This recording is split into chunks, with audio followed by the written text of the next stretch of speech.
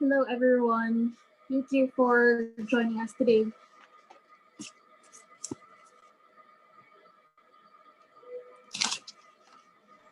Good afternoon, everyone. My name is Erika Dracula. And I'm Trisha Dagala, and we are your hosts for today. Again, thank you, everyone, for joining us. I hope everyone is well despite our current situation. And Christmas, one of the biggest holiday here in the Philippines, is almost near. Malls are being jam-packed, and we just want to remind everyone to stay safe and have a safe celebration. Yes. Okay. So, how are you, Sekai? I'm fine, Trisha. Thank you for asking. How about you? Yes, I'm also fine. We're nearing the end of the semester, so it's crunch time for everyone.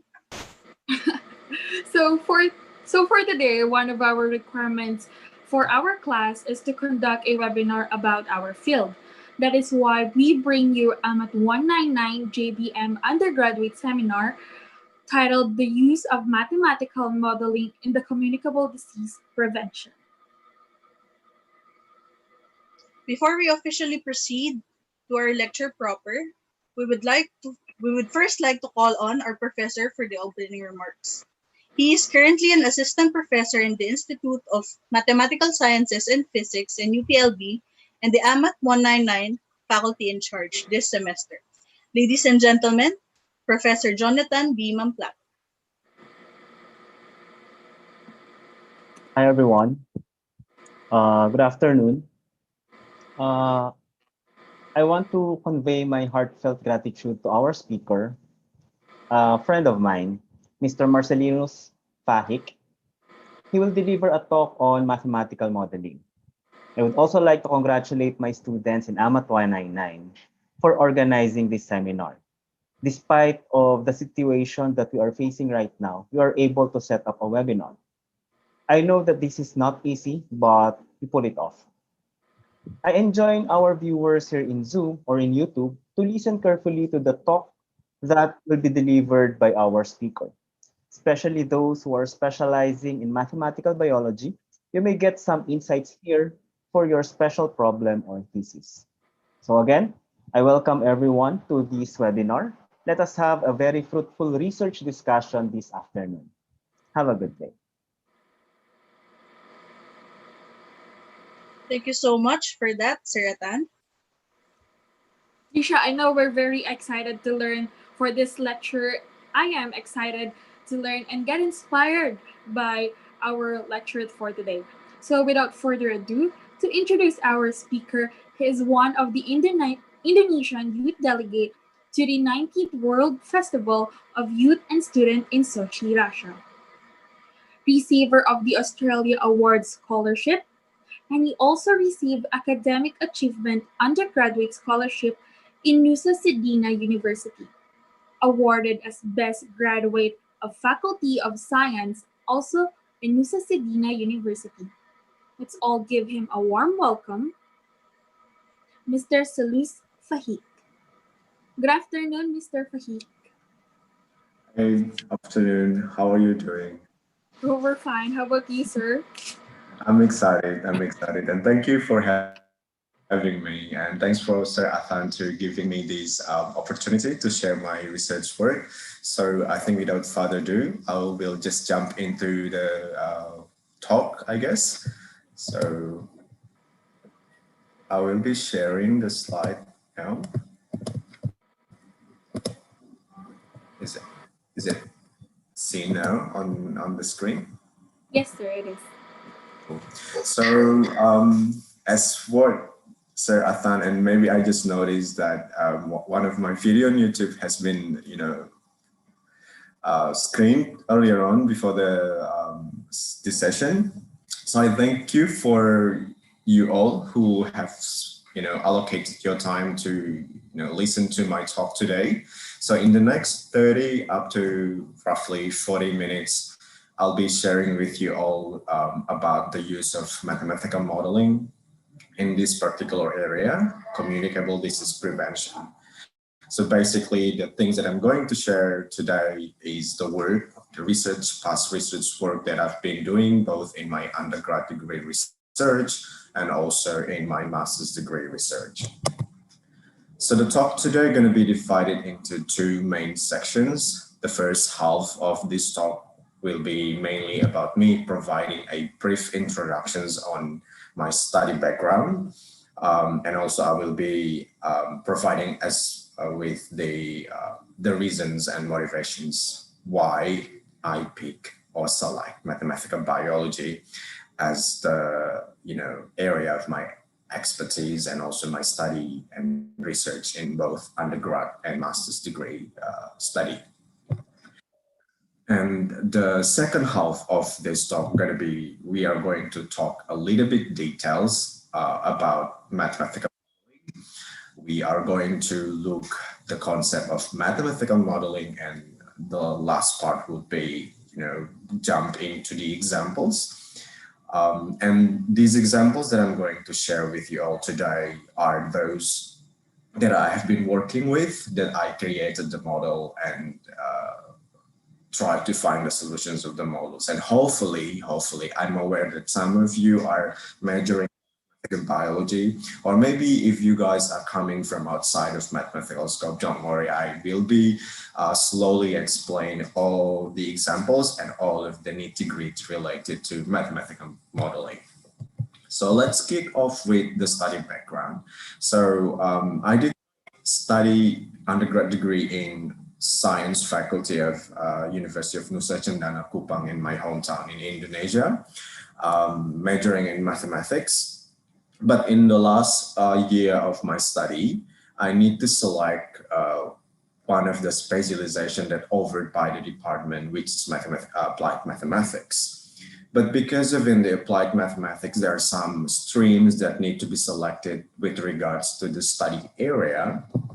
And and I was confused which one that need to be taken. Maybe one of you guys might have the same confusion as mine, because in applied mathematics there are like applied statistics, mathematical economy, mathematical ecology, research programming, and mathematical biology itself.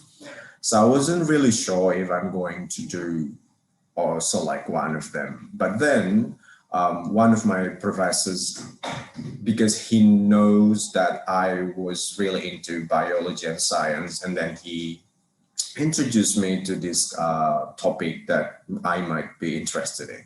So I have provided a little diagram there. So math bio is the area that you can intersect between your knowledge and skills in biology and mathematics. There is also an area that you can explore when you have the computer science knowledge and skills, and you are also interested to digging more in biology. So that's the area that we call bioinformatics. That's one of the things that you might be concerned if you do some research in biology and computer science. The beautiful part of these intersections is what we call computational biology, where math, biology, and computer science intersected to each other in this area here. But beautifully, computational biology could be found in this area of math bio and also bioinformatics.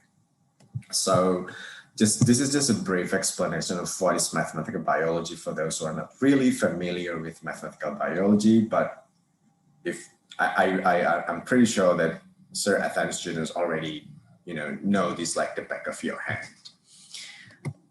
And the next thing that I'm going to share with you before jumping to the nitty-gritty of mathematical modeling, the reasons or motivations why I started to study and learn more about mathematical biology is mainly because of my personal interest towards science, especially biology.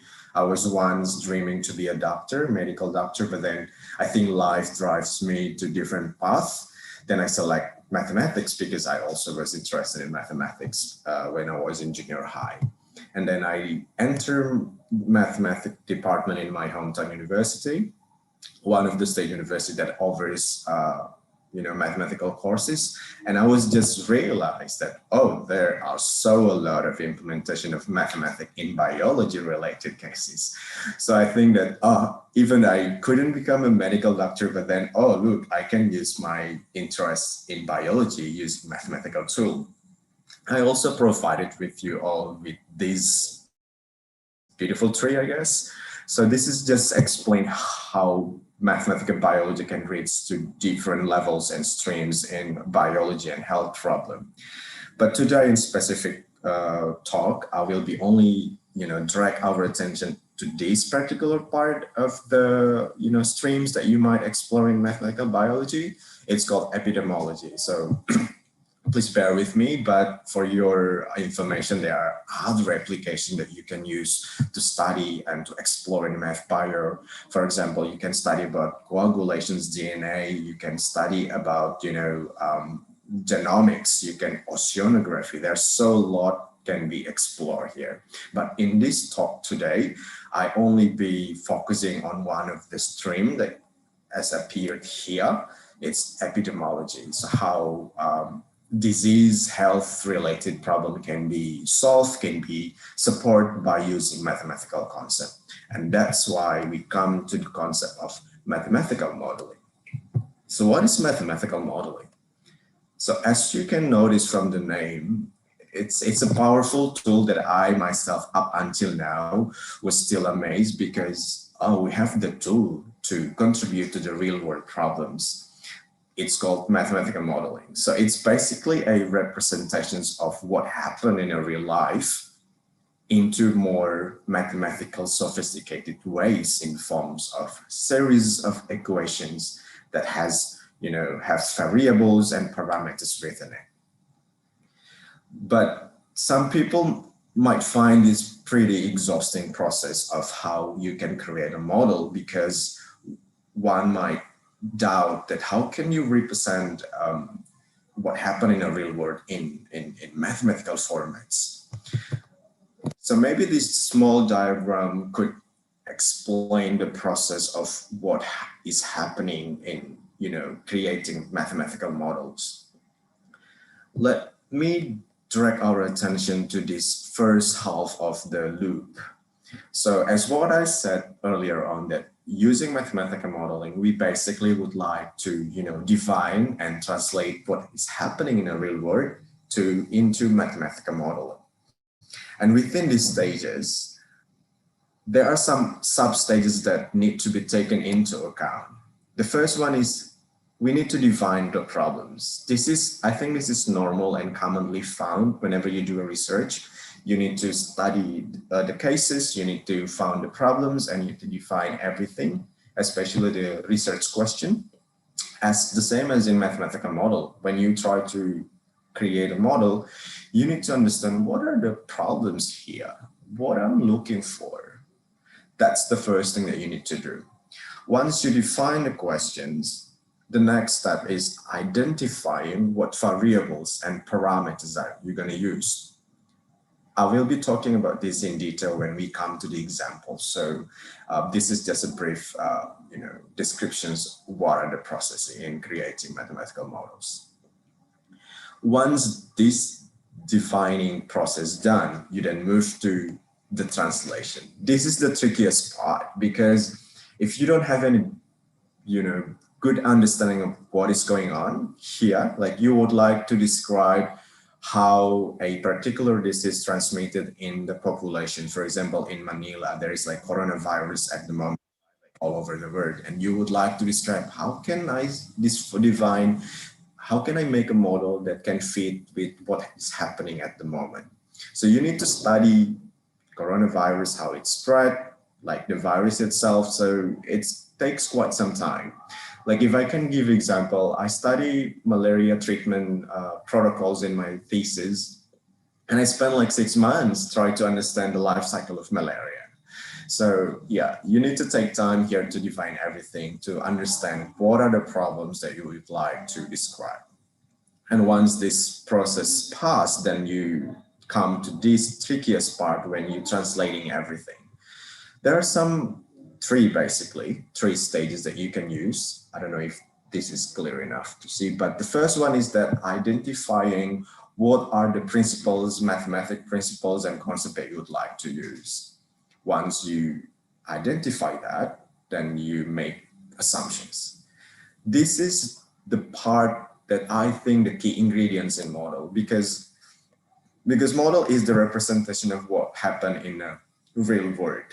But then assumptions is simplified everything, because we couldn't, it's crystal clear that we can't really explain everything what happened in the world into just simple models that we created. So that's why we need to simplify our assumptions. We need to, take out some of the things that might not useful for our models and take some of the things that might be useful for our. So once that simplification is done using our assumptions, then we come to the fun part for me. I think we formulating the mathematical model. Once the model created, we come to the fun part, which is also try to analyze and interpret the results.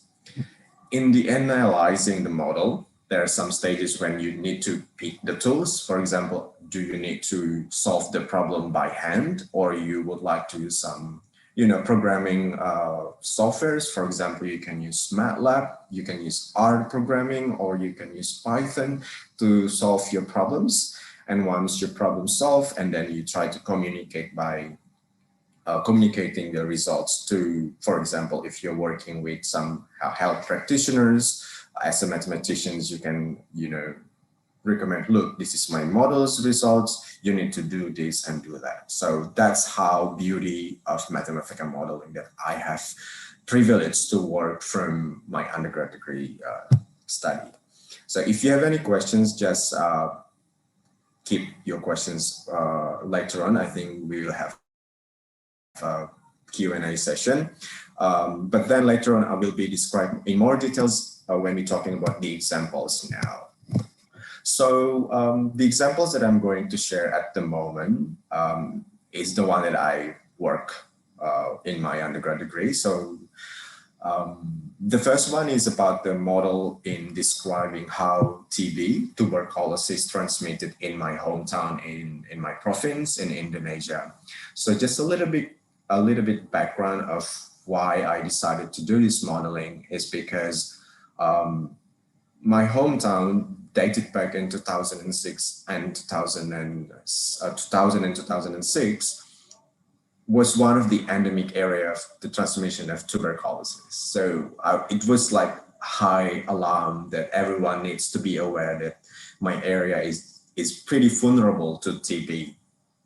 And my professor offered me that, hey, why don't you create models that can help your community in your hometown to be aware, especially your local government. So I was like, okay, I will be creating a model that can describe how the transmission of TB in my hometown. And so using the result, I think I had recommended some of the stages that my local government and the health practitioners there to taken into account to, help preventing my community from being transmitted by tuberculosis. If you remember here, I'm just want to go back here. So once you define the problem, you need to choose the governing principles. So in my model of TB, the thing that I use, the basis that I use for the models is using the form of differential equations. So I'm sure that if you're doing maths, it's pretty familiar with you that you have this tool in mathematics and in studying the equations, like differential equations. And the basis that I use in creating and building up the model is the famous model that describing the relationship between two subpopulations. I'm going to direct your attention to this model. This is called prey-predator model. So basically this model tells us what happened to these two subpopulations, prey and predator, when they are interacting to each other. So just for your information, or maybe some of you might aware that, prey is referring to those who are eaten or bitten by the predators. So if there are any interaction between them, of course, the number of each population is going to be either increasing or decreasing. So prey, for example, if get eaten by the predator, of course, the number of the prey within the subpopulation of prey itself going to be decreased. And at the same time, the predator going to be increased if there is interactions between this. So that's the first basis that I use to build up my model to describe the interactions between people who are infected with TB, tuberculosis, and who are healthy. But then there are also other models that has been used widely and famous in the area of epidemiology. It's called SIRS. It stands for Suspectable, Infectable, Recovery, Suspectable. So it's just like a loop. So suspectable, referring to people who are healthy. Infectable, those who are infected. Recovery, those are who just consume the drugs and they are in the stage of being recovered from the disease. And suspectable is become healthy again. So that's why it is called SIRS. So it's just like a loop. Suspectable, infectable, recovery, and become again suspectable. So these are two fundamental models that I use to help my model to be created. And that's the model represented in equations 1 and 2, 3, 4, and 5. But for your record, this is not just one night where it's consumed my final year to create this model. By, we remember the cycle of the mathematical modeling. So I definitely need to study how TB could be transmitted. What is the incubation period? So basically, I need to go back to my biology classes to see, what is TB? How can it spread? Like how long can someone be infected by TB? So once I understand that, I then move to the translation process that I need to use concept, what mathematical concept can be used here. So differential equations is really fitted well with the transmission because it changes over time. So that's why the reasons I select differential equations, because differential equations is a tool that can be fitted well with the general picture of how the number of people evolving with the time. So once I highlighted and used, decided this is going to be the tool that I'm going to use, then I created my assumptions. So for equations 1 and 2, I basically need to divide the population in the topic of TB into two subpopulations. X here in equation 1 representing people who are healthy at time t. So if you solve these equations, the solution is going to be xt equals to something and something and something. So xt denoting the number of people at time t who are healthy, and then the second one, the second subpopulations is those who are infected, and I denoted this by yt, number of people who are infected by TB at time t. But again, I need to assume some of the thing that I didn't take into account immunity of the people who are healthy, because when you study about health and disease, immunity is one of the weapon to shield yourself to be infected by disease, and I didn't take it into account because it's going to be super complicated. And then I didn't take any consideration about the nutrition of the food, or some other part that might contribute to advance your immunity system. So here the assumptions is pretty simple, that I only explain everything increase and decrease in the number of population, both X and T, depending on mainly the interactions. I assume here that people, TB is quite unique. Like if one of us, if all of us are trapped into a room or maybe in an area, and then one of them is TB, and there is a high potential for me to be infected because we breathe the same air.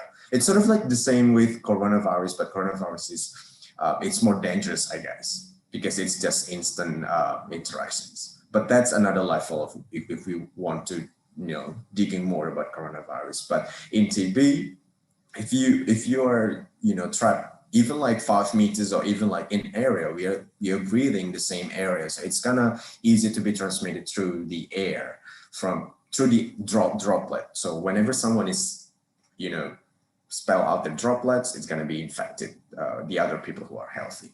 So let's back to the model. So the assumptions already assigned. I didn't take into account any immunity, any nutritions. I only focusing on, well, the number of people who are infected, and the number of people going to be increasing or decreasing depends on the interaction. So how can I build up model one, equations one? So the rate of change of number of people who are healthy over time, I'm going to divide this into two parts. So if you just focusing on the alpha x minus gamma x squared, this is really well known in the area of modeling, that this is called growth logistic model. So this is just saying that, well, the number of people who are healthy, the rate of change of people who are healthy is only depending on the rate of the number of how the people in the subpopulation X multiply. It's the coefficient of the multiplication I assign is with alpha. And these are the other factors that might decrease the number of people in the healthy population. This is representing the death within the health people, other causes that might, influencing the number of people in X population. And this part of it is just explained that, well, without interaction between people who are infected with TB, these are the equations that can't be used to describe. But then, because I would like to describe the number of changes of X within the subpopulation itself due to the interactions, there we go. That's why I included another part here. This is just an explanation that if X and Y are interacted with each other, then of course the number of people who are healthy going to be decreasing, denoting by the minus sign here. And beta is just the coefficient of the interaction. So it's pretty straightforward, looks like it's pretty straightforward, but in order to be able to describe this relationship, I think one thing that you could do is that understanding the assumptions that you would like to use. So that's help you to create your equations. And then once you have a better understanding of what is happening to your case, you then easily to translate that into these equations. And what happened in the second equation is that this is the rate of change of people who are infected as time evolves. And as the interactions is on, of course, the number of people will be increased by coefficient beta, and it's in the sign positive because it's just having another people adding to another level, another number of people who are infected.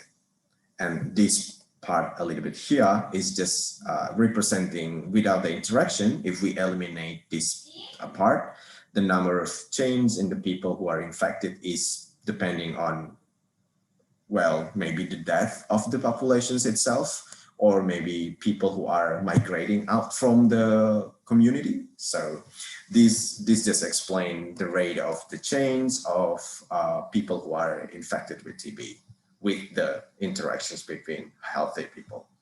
And this just the initial conditions of the states that I'm using.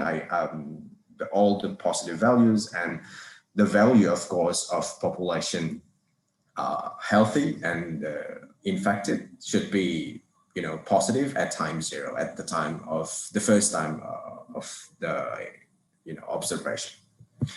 So that's the nitty-gritty of prey-predator-based model that I created for describing the transmission TB in my undergrad thesis.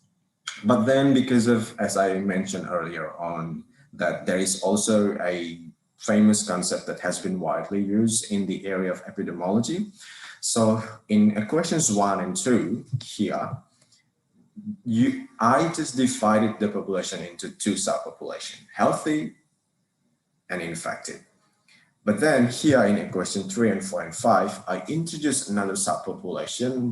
Instead of having only two subpopulations, I introduced the ZT, those who are recovered. Because in TB, there is also, when you infected with TB and when you got treatment, you're gonna be in this population, subpopulation, because you are in the recovery process and you will become a healthy again. So instead of having just two subpopulation, I then introduced the other one subpopulation, that denoting that, oh, in the subpopulation, we also have people who are recovery process. So then assumption is still the same.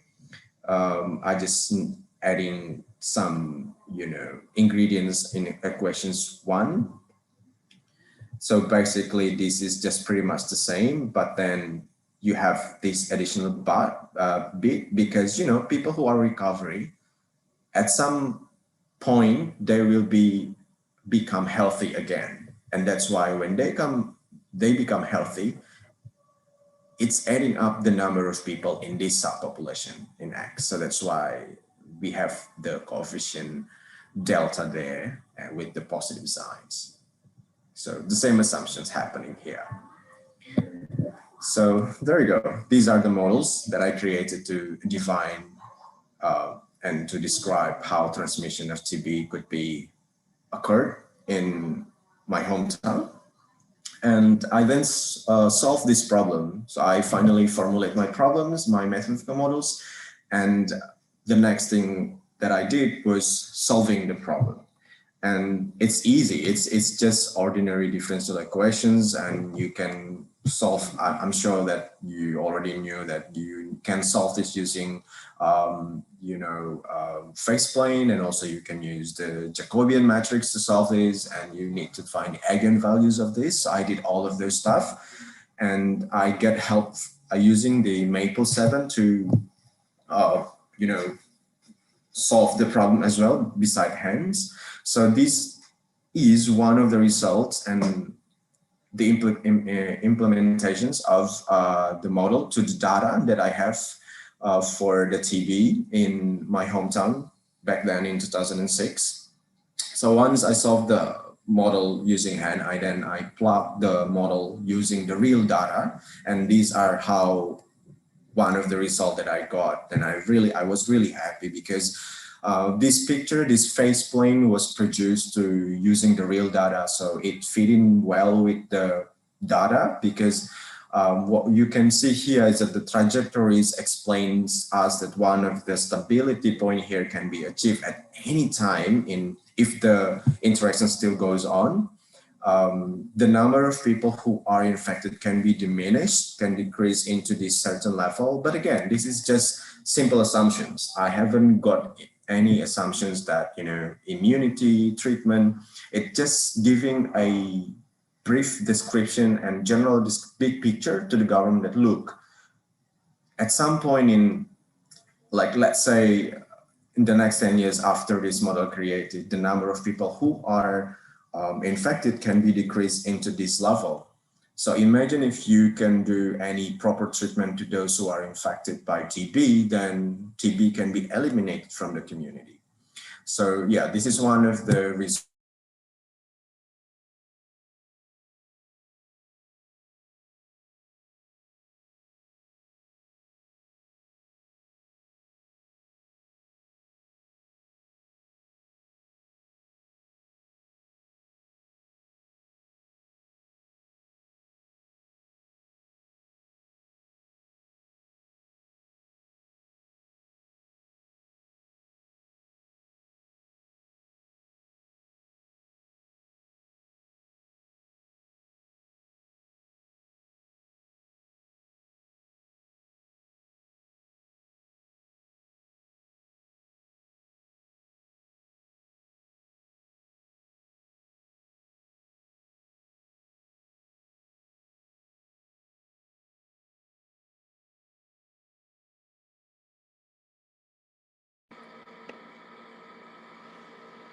Hello, I think we lost Mr. Seluz.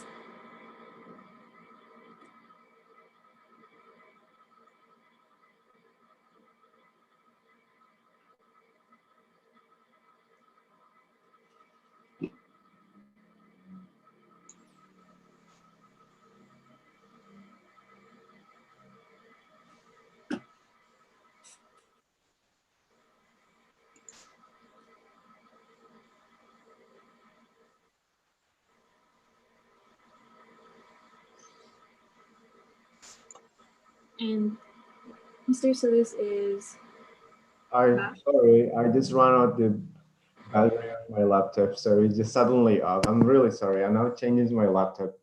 I apologize for that. It's okay, sir. Yeah.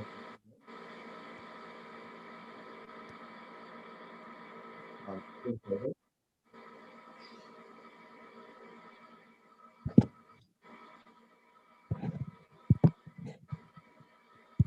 I still couldn't share.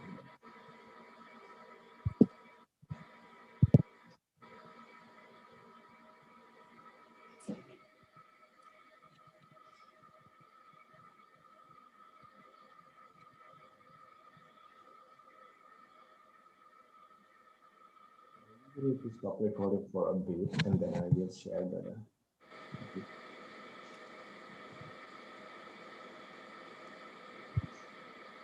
Sorry all. Sir, maybe you can speak a little louder. Um, It,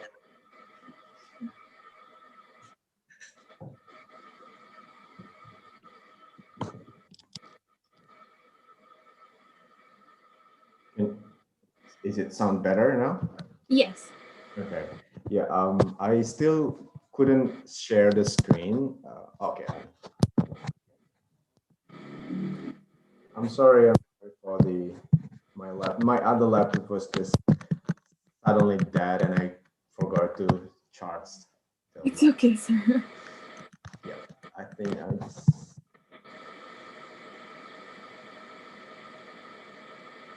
Yeah, this part. So yeah. So these are one of the results that as I said earlier on, that I produced using Maple 7 version that it back then, and we were pretty happy with the result, and we sort of like giving recommendation to the government to take into account seriously, because this is just out of treatment that somehow the interactions between people who are infected and who are healthy here can be eliminated from the population. So that's all for the model for TB transmission. The next one, the second example and the last example that I would like to share is my master's degree thesis research. So compared to the first one in TB transmission, it's quite different, because TB transmission is a model that describing what happened in a population level. But then in the my master's degree thesis and research, we working in a different level. We don't taking into account the interactions again, but interactions is still the same, but we sort of like shifted from population level to individual level. So that's why the model that I created here is called within host. It's the model that I created to describe the interactions between the parasite of malaria with the drugs or treatment that is administered to the patient. So that's why the model it is called within host. Host is the one that being hosted or being infected. So it's completely different with the one that I just explained about TB, that I just explained in the population level, when there is a interaction between people to people. But then now I specified only to one single person, but still the interactions are still there, because in this model, I try to describe the interactions between artesunate. Artesunate is one of the treatment that has been used since 2006 and has been recommended by WHO as one of the frontline treatment for malaria, especially in falciparum malaria. And this model is a deterministic model because I didn't take into account any probability or any stochastic process. So it's mainly depends on what happened generic in the interaction. So that's why the model, I name it as a within-house deterministic modeling of artesunate resistance in Plasmodium falciparum. And of course, here, the problem is the resistance. So just a little bit background why my professor and I tried to, working on this particular area is because in 2006, if I'm not mistaken, there is an emerged cases in the Thailand and Cambodia border, the area that highlighted in yellow here, that some of the patients who are being treated using the ACT stands for artemisinin combination therapy, has been resistant. So some of the patients are not treated well again because of the parasites within the patients are resistant and not efficiently killed by this first line treatment for malaria. So, and it's highlighted that the resistance is working towards artemisinin. So artemisinin is the class of the drug that used in the combination therapy for treating a patient with malaria. So people in Thailand and Cambodia border, they are not efficiently treated with this first weapon to diminish malaria at that time in 2006. And that's kind of alarm to everybody else because the questions is that how if the resistance spread all over the world, like for example, if it comes to Vietnam or any other neighboring countries, or even in Southeast Asia, malaria could be unbeatable because if the first weapon has been resistant, because parasite has been building up their immune system to work on this treatment. So we would like to create a model, very simple one, and then we grew up that into a more complicated to define how can we do to improve the efficacy of the drugs that can be administered to the patients with malaria falciparum. But again, as I mentioned earlier on, that to be able to describe this model, I need to understand what is happening, what's happening in the malaria. So I need to understand the life cycle of falciparum parasites. And I think when I created these slides, I think it's important for me to also, providing this with you all, so we all are in the same page. So just a little bit of explanation on this. In this cycle, there are two colors shaded here, like the blue and the red one. The blue is the life cycle of parasite within the mosquitoes itself. And the red one is the one that happened in our blood when we get, bitten by the mosquito who brought the parasites with them. And these are the things that happen in our bloodstream. And if you notice that there is a small little circle here that representing how the parasite being replicates. So my model is not what applied in all of these cycles, but it's only tiny a little bit here.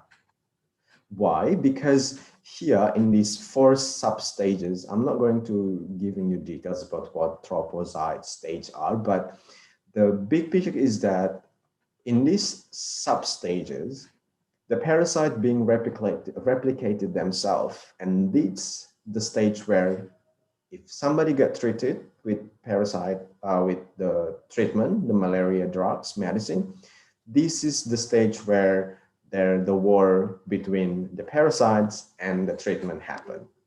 So my model just focusing on this life cycle, because imagine if we can treat it patients well, it means that we can somehow slowing down the rate of the replications of the parasite, so people can be healed in this stage.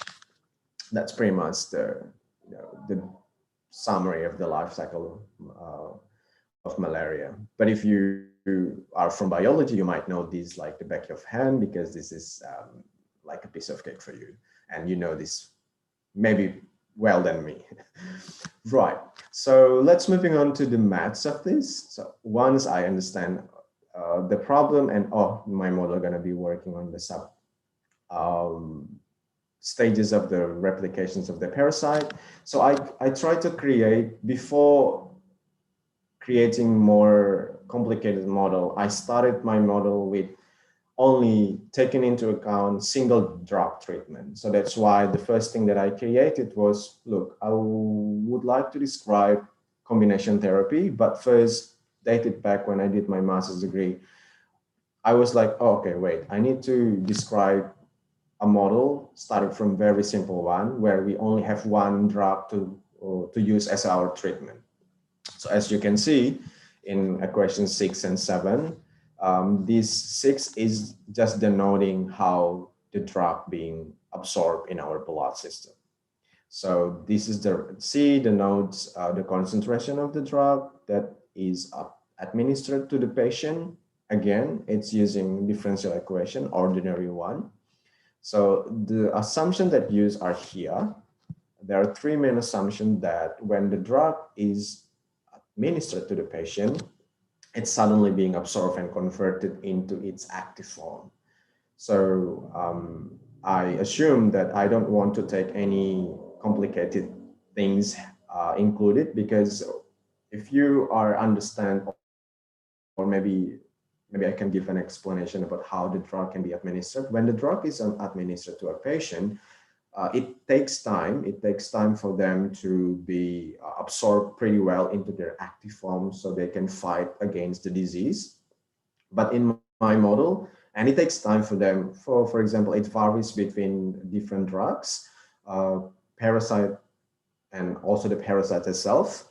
But here I just assume that, okay, let's ignore that the time between when they can be formed into their active form to fight against the disease or parasites. My assumption is that once that is administered, they just suddenly, change the form into the active one to fight the parasites and disease. And the second assumption is that the drug decays exponentially. That's why when you solve this equation, the solutions is pretty simple. Ct equals to, C naught exponent minus k. Yeah. So that's why I try to assume that, okay, the drug should decay in exponential behavior. So that's fit with my assumption, because I use differential equations. So, and the last one, the assumption that I used was the host, the patient, the people, is only infected only with one type of strain, whether infected with, the strain of the parasite that is not infected with resistant, or those are resistant. But here I just assume that, okay, one people will only affected by one type of the strain from the mosquitoes. So I hope this is clear, but anyway, if it's not clear enough, we can discuss later on in Q&A. So the 6 equations is just describing that the number of changes in the concentrations of the drug administered to the patient over time, depending is just decaying. Because as time evolves, the number of concentration of the drug of the medicine in the bloodstream gonna be decaying with the rate of minus k. So of course, the number will be decreasing, and as simple as that. And N here in equation 7, describing the number of parasites. So let's divide this part into 2 sections. dn dt equals to alpha n is just a natural process that without any intervention of drug or treatment, the number of the parasite gonna be multiplied by alpha for sure. But then because of there is the drug coming in, then the number of the rate of the change, the number of parasites within the chains of time going to be decreasing because of the treatment, because of the drug being administered. And that's why this bit here introduced. So now I have equation number 7 that dn dt equals to alpha n minus kappa ct and ct of n. But what is kappa ct? Kappa is the function that I didn't create this. I just used the one that has been modeled by Winter and Hastings in their research in 2011. So kappa ct is the killing rate of a particular malaria treatment. And kappa is a function of the concentrations of the drug, where it's defined as shown in equation 8. So phi here is the maximal killing rate of the drug. P is just the slope of the drug response curve. And the K, capital K here, is also a constant that describe the concentration of the drug at which 50% of maximal killing rate occurs. So basically, this one is out of my league because I didn't create this. I just used the one that has been created by Winter and Hastings in their research in 2011. And then this graph that just underneath the slide is the simulation of killing rate, the function in equation 8. This is just want to describe that how the killing rate of any drug or medicine or protocols that administered to the patient. So I just simulated this to give a brief picture to everyone here in this talk, that killing rate of artesunate, because I'm researching about the artesunate, so that's why I'd like to understand what is look like the killing rate of artesunate. So this horizontal line is the concentration of artesunate in milligram per liter, and this is just the killing rate, like how fast the artesunate kills the parasite. And it's sort of like really straightforward if you can see this equations 8. Whenever C goes to T goes to P goes to infinity, kappa is going to saturate it closest to V. V is the maximal killing rate. That's what this equation pretty much tells us, right? And then once I simulate it, the saturated curve formed because here is the different concentration of artesunate that could be administered to the patient. And the maximal killing rate occurs is somewhere here at 4 milligram per liter. And the point is that once the maximal killing rate occurs, the killing rate going to be saturated at this point. It's not gonna, this is the maximum killing rate that this is just a simulated one. So 18 parasites going to be killed per day. And this is the maximum that the artesunate can kill. So the point is that whenever you increase the concentration, for example, if you increase that into 4.5 times 10 to the power of minus 3, or you adding more concentration of the artesunate, the killing rate going to be remain the same if we extend this graph. So this is just a beautiful, my professor and I agreed to use this killing rate because it's sort of like, describe what is happening with the treatment of malaria. And that's why the killing rate that I use here is the one that created by Winter and Hastings. And my simulations fit in with the data, and it's what explain pretty well what is the nature of the artesunate killing rate as well. So once I understand how the single drug treatment can be defined in my model, then this is the game for the multi-drug treatment, because this is the treatment that has been recommended by WHO, that you need to have 2 combination of the drugs. So that's why in equation 9 and 11, I have 9 and 10 is 2 different drugs. The ACT, basically, the combination therapy, and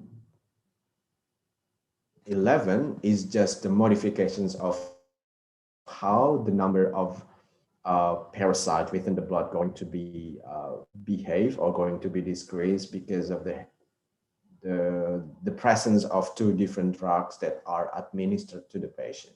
So again, I'm still using the same assumption that drugs work independently. These two drugs, well, naturally they are behave differently and they're not depending to each other. And as for your information, as what I said before, that the treatment that been used is called ACT, artemisinin combination therapy.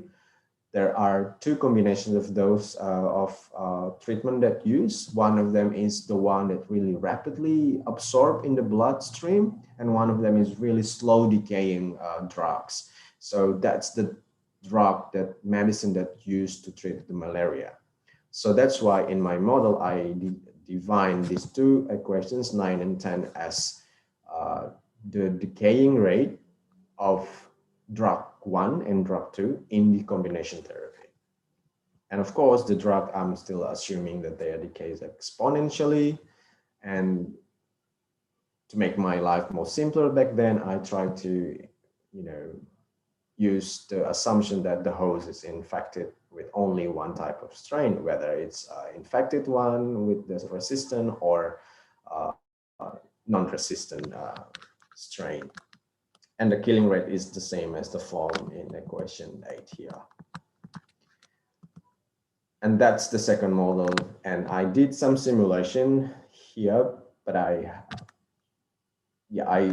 think I do not need to show the explanation, but if you are keen on to see the solution and the nitty-gritty of the details of the solution, I might share later on. But the work is not stopped here because there are so many scenarios in treating the patients. What we were discussing back then was that how if there was a scenario there where one patient with parasites, but all of the parasites within their blood are resistant already. So that's why we play with different scenarios and we try to develop this model into more sophisticated and more complicated, and somehow can describe what is happening back then in Thailand and Cambodia border.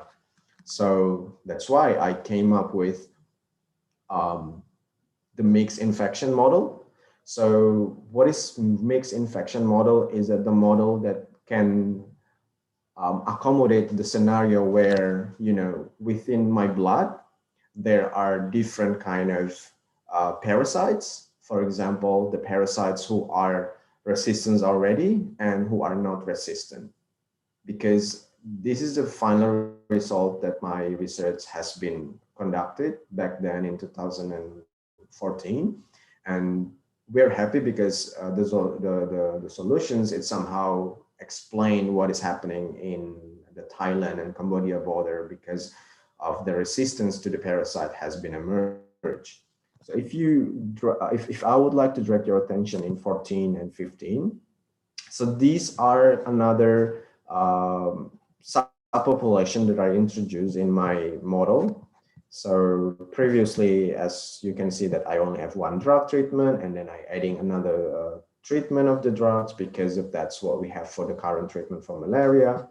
And then these mixed infections, just another level of enlarging my model to describe what is happening at the Thailand and Cambodia border. So I introduce another subpopulation here denoted as R. R is the resistant parasites. So instead of only one type of strains of the parasite within the blood, I now have subpopulations of the parasite that are, look, we are the troublemaker. I'm the troublemaker. I'm the resistant one. So I try to divine these equations 15 based on the assumption that I've been built. So the rate of the change of the parasite to our resistance is depending with their replication rate themselves. If there is no treatment, then there will be, growth exponentially. But then because of the treatment, then there will be decreasing number of R. That's why the negative sign here. But then because we have the, you know, um, combination therapy, these are the, you know, um, how can I explain this? This is the killing rate of two different kind of drugs. Basically, it's the same with this guy here. So, yeah. And then the form of the kappa and beta is just the same as the one that I introduced earlier on using Hastings, and we introduced results. Then using this model, I then get this result. But then we take into account the worst case scenario where 100% of the blood infected by resistant strain. So imagine like in my blood, there's none of them are, you know, non-resistant.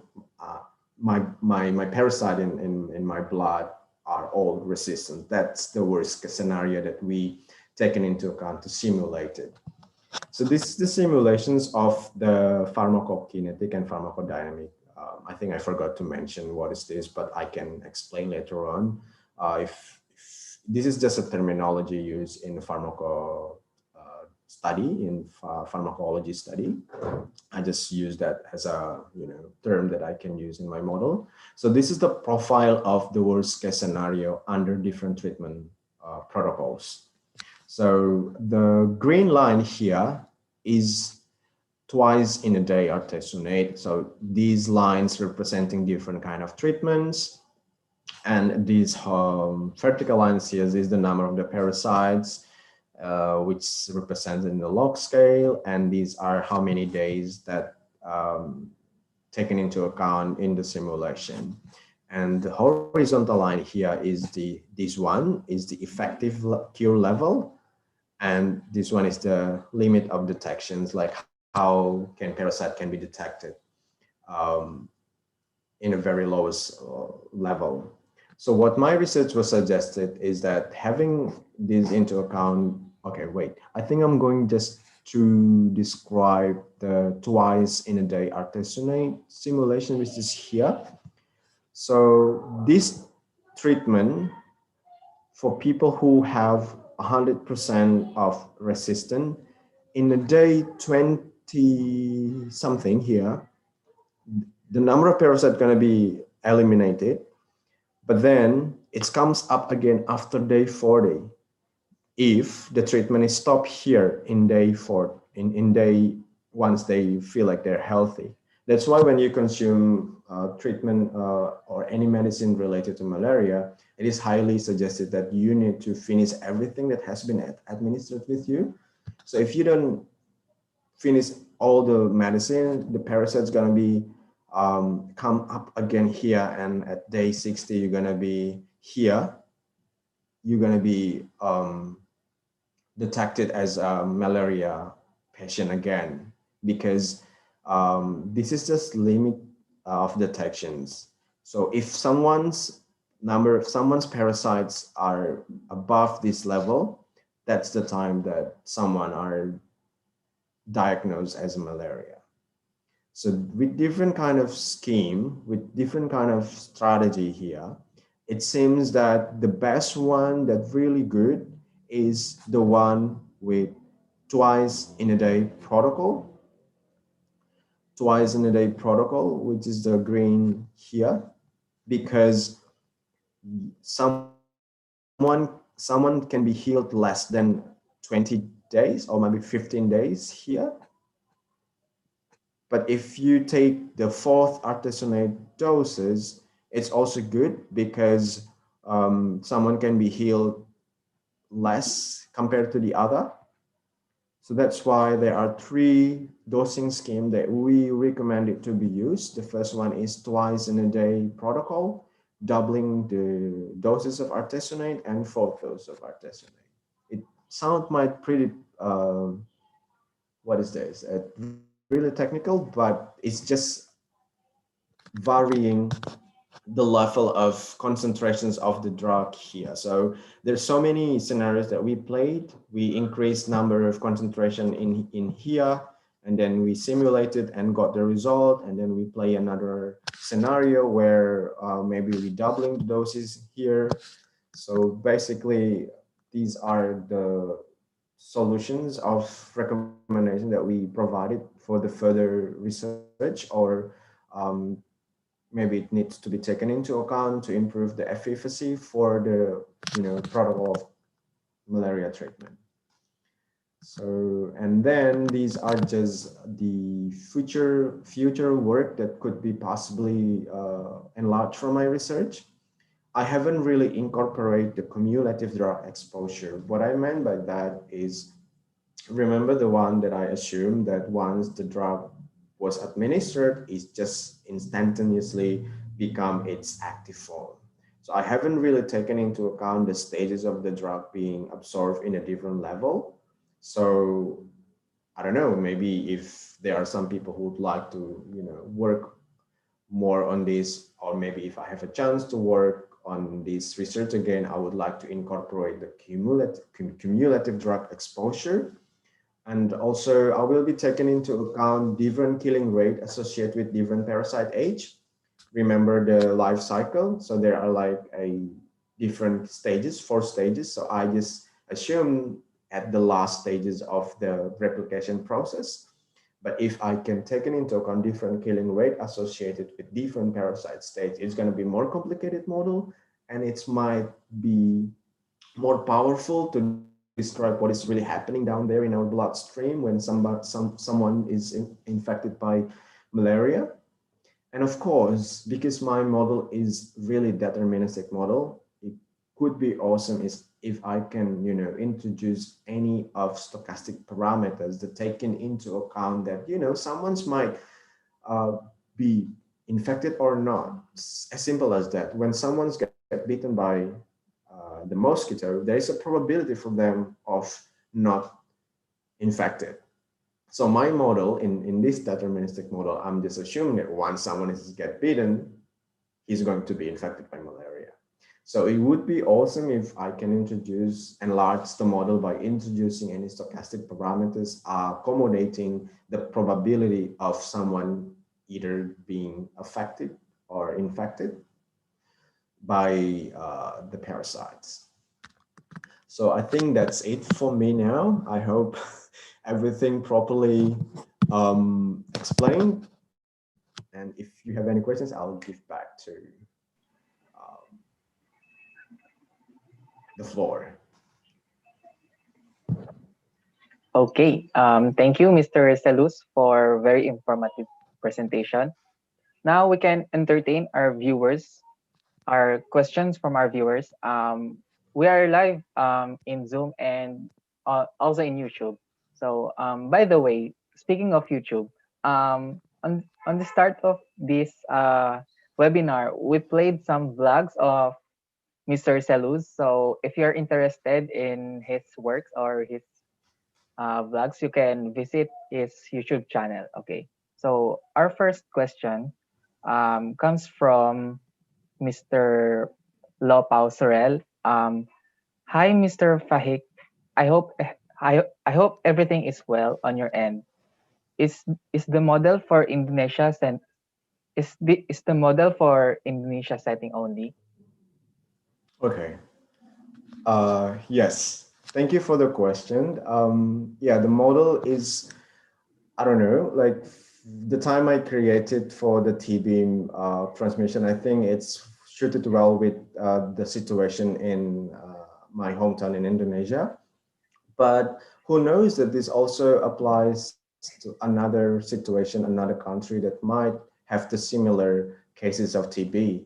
Um, so my answers would be yes. This was created using the real data in Indonesia, in my hometown, in my province. But this model, as seen in the screen, I think it's just general cases that can be applied anywhere else as long as you use the same assumptions and it fits with the situations where the TB or tuberculosis happen. So, yeah, I think that's my answer for the questions. Okay, thank you. Another question, it is for me. Sir, did you consider the case of like reinfections from this type of diseases? Wow, that's a really good question, Gio. Thank you. Yeah, I didn't take into account the reinfection. So that's the thing that's why when you create a model, it's just pretty challenging if you can take into account every single assumption. So I didn't take into account, for example, in the TB, I didn't take the assumptions of reinfection with someone health, become healthy and then become reinfected again.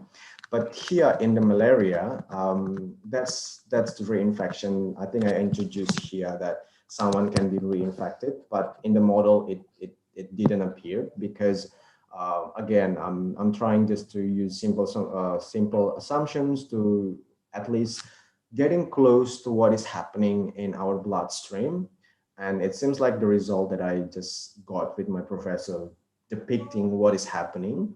So maybe the next stage is good to take into account the reinfection cases where someone's get reinfected again. So yeah, that could be another good area to be included in the model. Okay. Okay, thank you, sir. Another question from our Zoom chat, from Carla Larios. Sorry if I uh, read that incorrectly. Her question is, it's very cool to have an international speaker. Congrats to the AMAT 199 class. Thank you. The model is quite overwhelming.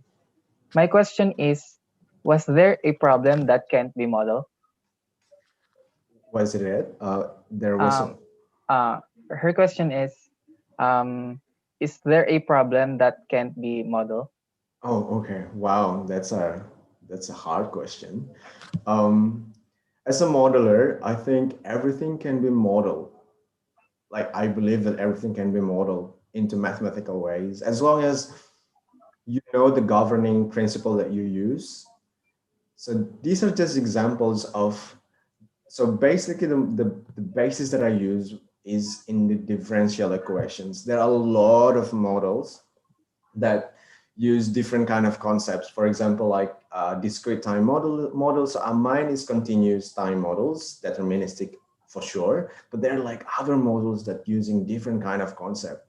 I remember when I did study about math bio at Melbourne Uni, we bump into a model that describe how the gossip being spread in a community. So that's another example of everything can be modeled. Like how can a gossip in a community can be spread, and that's can be modeled in mathematics. Or the other example of mathematical modeling is that the train schedule. The train schedule are using mathematical modeling, but it's different concept and basis using linear programming. So there are a lot of things. So I think mostly the cases can be modeled depending on the assumptions and the governing principle that you use. Okay. Another question from Chazel Eunice Casanova. Good afternoon, Sir Seluz. Thank you for the information you have shared to us. I would just like to ask if you have considered modeling the tuberculosis using SEIR models rather than SIRS model. Do you mind to repeat the questions, like using the SIR only model? Uh, Her question is, um, are you considered the model of the tuberculosis using SEIR model rather than SIRS model? Oh, okay. Yep, that's a really good question. The reasons why I didn't use the first one, because once I studied and understand the cases in my hometown, I think the model that suited well the concept with the current situation dated back in 2006 was the SIRS model, because I think um, since the first one I used was prey predator when I divided the model into two subpopulation, and then I realized that in between the process, someone can be recovered. So that's why the basis that I use is SIRS instead of SIES. Yeah, Okay. I Another hope that question. that's That's Okay. answer. Another question from Sir Jonathan. Um, I just want to know what tools you use in determining the parameters of your model. Yeah. Any specific software or algorithms you implemented from the data you gathered? Yeah.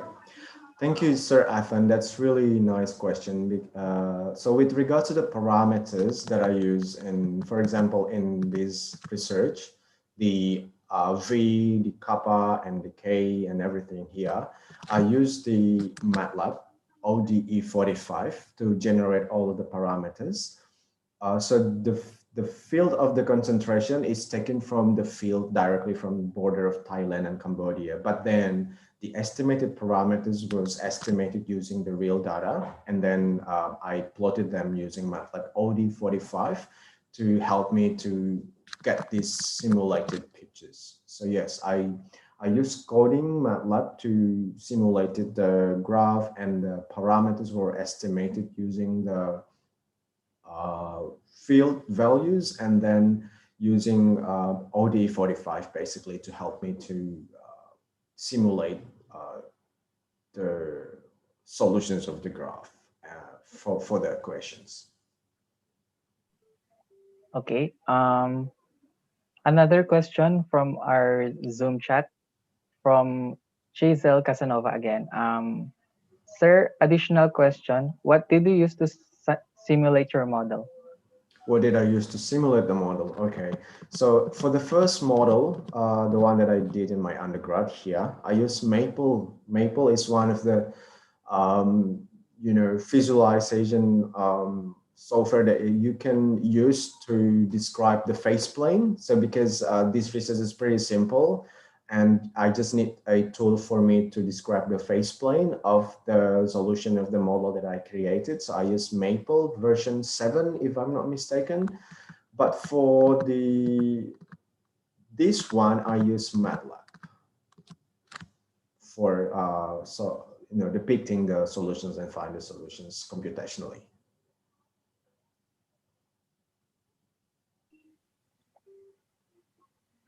Any other questions from?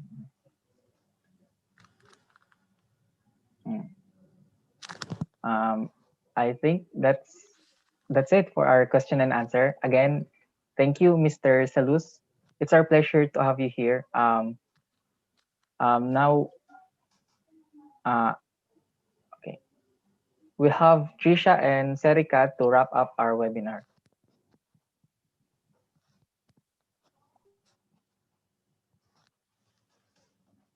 Mr. Seluz, for giving us time despite your busy schedule. To show our appreciation, we award you this certificate, which I'll read. Wow.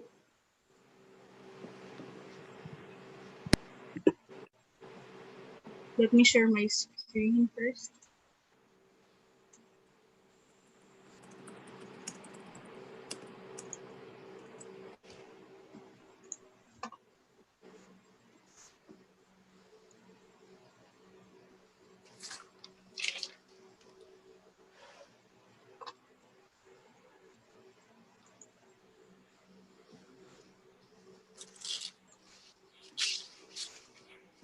Okay. So, the AMAT 199. Oops.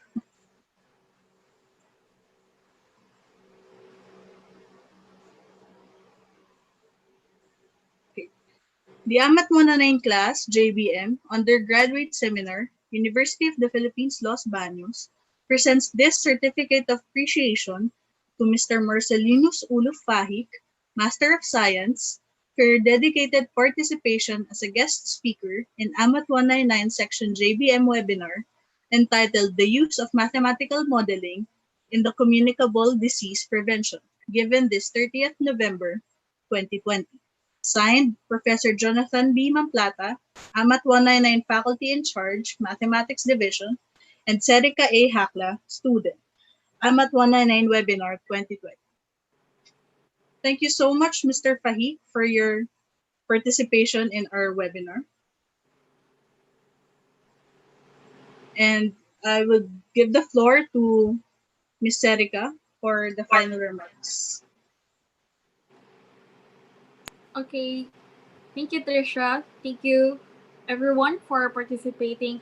On behalf of the whole AMAT 199 class, we very much appreciate everyone for giving time to be here on our webinar. We would like to thank the effort of each student in this class that made this webinar possible. And of course, this event would not be possible without the guidance of our professor, Sir Jonathan Mamplata. And last but not the least, to Mr. Seluz Fahik. Thank you for accepting our invitation. We are very honored to have you. I think I got some point that I can apply to my current research problem. And of course, with all that being said, I hope everyone will have a great day. And thank you. Stay safe and Thank you good so night. much. Thank you, everyone. May I Good day. request the whole class and Mr. Fahik and Mr. Jonathan Mamplata to stay.